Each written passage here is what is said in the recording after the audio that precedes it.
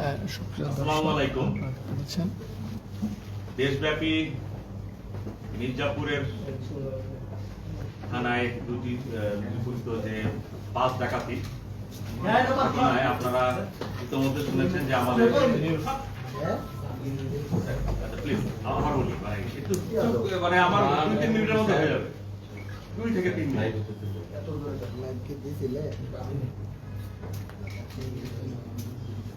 আপনারা জানেন দেশব্যাপী চাঞ্চল্যকর মির্জাপুর থানায় রুজুকৃত যে মামলাটি হয়েছে সেই মামলার অন্যতম এই বাস ডাকাতি গ্যাংয়ের 3 জন সদস্য মুহিত, সবুজ এবং শরীফুজ্জামানকে আমরা ইতিপূর্বে গ্রেপ্তার করেছিলাম।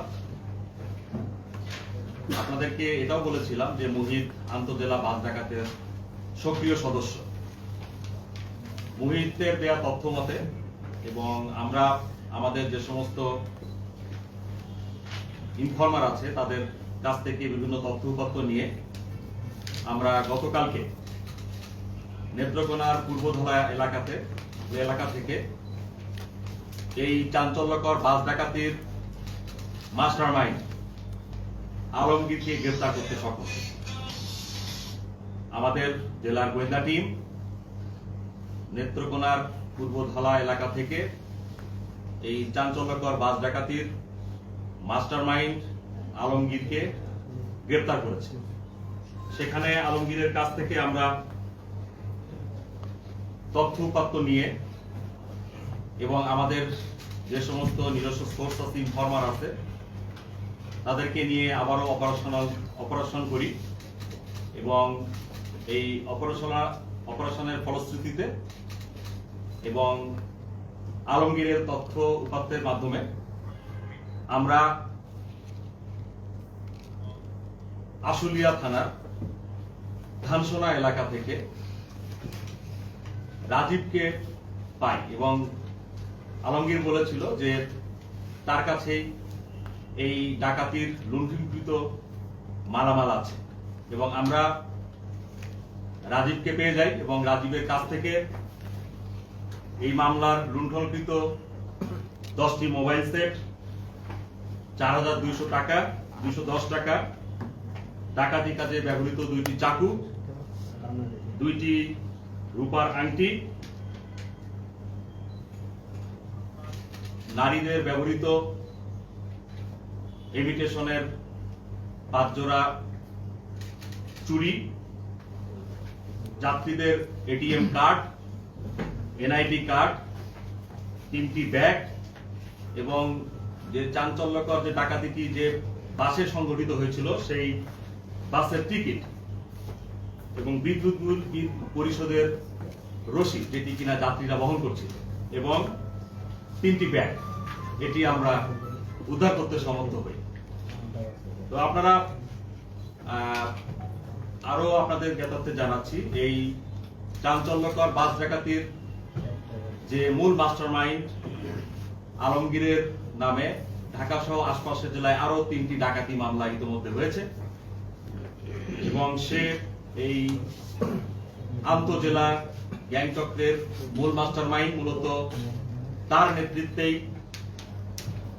বিভিন্ন জনপদের বিভিন্ন মহাসড়কে এ ধরনের ডাকাতি কার্যক্রম তারা পরিচালনা করে এবং আপনারা ইতিমধ্যে জেনেছেন এই ডাকাতির সেকেন্ড ইন কমান্ড যিনি ছিলেন মোহিত, তাকে ইতিমধ্যে আমরা গ্রেফতার করেছি আগে এবং সে আমাদের ইতিমধ্যে রিমান্ডে আছে।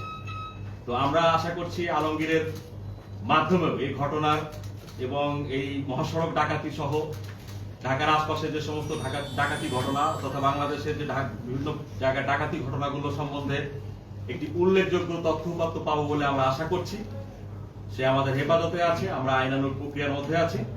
ইনশাআল্লাহ এই ঘটনার মাধ্যমে আমি দেশবাসীকে জানাতে চাই টাঙ্গাইল জেলা পুলিশ তথা বাংলাদেশ পুলিশ পেশাদারিত্বের মাধ্যমে এই চাঞ্চল্যকর বাস ডাকাতির অন্যতম মাস্টারমাইন্ড এবং আমি সার্বিকভাবে বলছি অন্যতম মাস্টারমাইন্ড এ পর্যন্ত আমরা Alamgir, second in command Muhit, অন্যতম সদস্য সবুজ, শরীফুজ্জামান এবং রাজীব সহ মোট 5 জনকে গ্রেপ্তার করতে সক্ষম হয়েছি এবং তাদের কাছ থেকে লুণ্ঠনকৃত 13টি মোবাইল সেট, 33,580 টাকা, ডাকাতি কাজে ব্যবহৃত 3টি চাকু, যাত্রীদের 2টি রূপার আংটি, ইমিটেশনের চুরি সহ অন্যান্য যে বিষয়গুলো আপনাদেরকে জানালাম, এটিএম কার্ড, এনআইডি কার্ড, বাসের টিকিট, যাত্রীদের বিল পরিশোধের, আপনারা বুঝতেই পারছেন যে আমরা টোটাল ঘটনাটা ডিটেক্ট করে ফেলেছি আলহামদুলিল্লাহ। এবং আমরা টাঙ্গাইল জেলা পুলিশ তথা বাংলাদেশ পুলিশ আমরা চাই যে পেশাদারিত্বের মাধ্যমে যে কোনো জায়গায় দুর্যোগ এবং আইন শৃঙ্খলা পরিস্থিতি নিয়ন্ত্রণ করতে যে আমরা সক্ষম, ইনশাআল্লাহ আপনাদের সকলের সহযোগিতায় এই ঘটনা ডিটেকশন এবং এই মালামাল উদ্ধার সেটি প্রমাণ করে। তো আমার বক্তব্য মোটামুটি শেষ। আলহামদুলিল্লাহ আপনাদের সকলের সহযোগিতা এবং প্রত্যাশা করি এই আপনাদের মাধ্যমে বাংলাদেশবাসী তথা জাতির এই চাঞ্চল্যকর ঘটনার যে বিষয়গুলো আমি জানালাম আপনাদের মাধ্যমে নিশ্চয়ই দেশবাসী জানতে পারবে। প্রদর্শন বলা হয়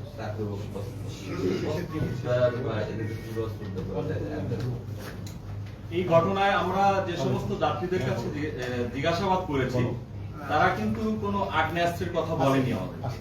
তারা ম্যাক্সিমাম অনেক যাত্রী বলেছে ছুরি, চাকু এই যাবতীয় জিনিসপত্র নিয়ে তাদেরকে ভয় ভীতি দেখিয়ে তাদের মোবাইল, টাকা পয়সা লুণ্ঠন করেছে। কোন যাত্রী এখনো পর্যন্ত আমাদেরকে বলেনি যে তারা আগ্নেয়াস্ত্র ইউজ করছে। তো তারপরও যেহেতু বিষয়টি তদন্তাধীন আছে এবং আমরা তাদেরকে জিজ্ঞাসাবাদ অব্যাহত রেখেছি, যদি এই ধরনের কোনো ঘটনা পাওয়া যায় টাঙ্গাইল জেলা পুলিশ ইনশাআল্লাহ সে বিষয়গুলো খতিয়ে দেখে পরবর্তী অপারেশন কার্যক্রম পরিচালনা করবে।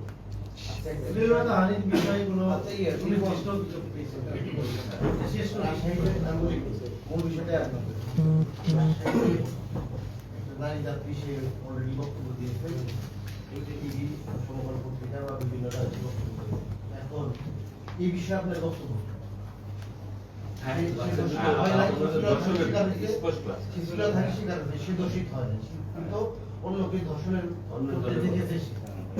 এবং অন্যান্য যাত্রীরা দেখেছে, তো এটাই সে বক্তব্য দিয়েছে। আপনাদের এই বক্তব্যের মাধ্যমে আমি আরো জানাতে চাই, বিভিন্ন সোশ্যাল মিডিয়া সহ বিভিন্ন মাধ্যমে যে বিষয়গুলো আমরা আমাদের দৃষ্টিগোচর হয়েছে, এই শ্লীলতাহানি বা এই ঘটনাটিকে আমরা অত্যন্ত গুরুত্ব সহিত বিবেচনা করে যে সমস্ত যাত্রী এবং নারী যাত্রীরা বিশেষত এখানে সোশ্যাল মিডিয়ায় একটি নাম এসেছে, সেই জায়গাগুলো আমরা ভেরিফাই করে দেখেছি এবং ভেরিফাই করে দেখার পরে আমরা এখন পর্যন্ত যে সিদ্ধান্ত বা আপনাদের কাছে এখন পর্যন্ত প্রাথমিকভাবে যেটি জানাতে পারি যে শ্লীলতাহানির ঘটনা পর্যন্ত লুণ্ঠনের সময় স্বাভাবিকভাবেই নাকের ফুল বা টাকা বা মোবাইল লুণ্ঠনের সময় শ্লীলতাহানি পর্যন্ত ঘটনাই আমাদের কাছে প্রাথমিকভাবে প্রমাণিত হচ্ছে।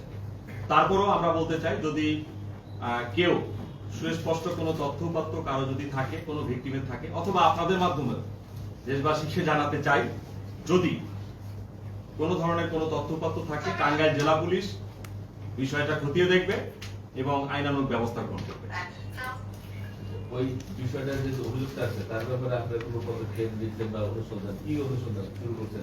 জি, আমাদের কাছে ইতিমধ্যে তথ্য আছে এবং এই বিষয়টি আমরা খতিয়ে দেখেছি এবং তার যে ঠিকানা আছে সেই ঠিকানাতেও আমরা যোগাযোগ করেছি, অনুসন্ধান করেছি। সেই অনুসন্ধানকৃত তথ্যপাত্রের ভিত্তিতেই আমি আপনাদেরকে জানাচ্ছি যে এখানে শ্লীলতাহানি, সর্বোচ্চ শ্লীলতাহানির ঘটনা পর্যন্ত ঘটেছে। এখানে এখনো পর্যন্ত আমাদের কাছে প্রাথমিকভাবে এরকম খবর নাই যে এই বাস ডাকাতিতে ধর্ষণ বা ধর্ষণের চেষ্টা এই ধরনের কোনো ঘটনা ঘটেছে। এই ধরনের কোনো তথ্যপত্র আমাদের কাছে প্রাথমিকভাবে এখন পর্যন্ত নাই। আচ্ছা, পুলিশের পক্ষ থেকে আপনারা একটু নারীদের সাথে কথা বলেছেন?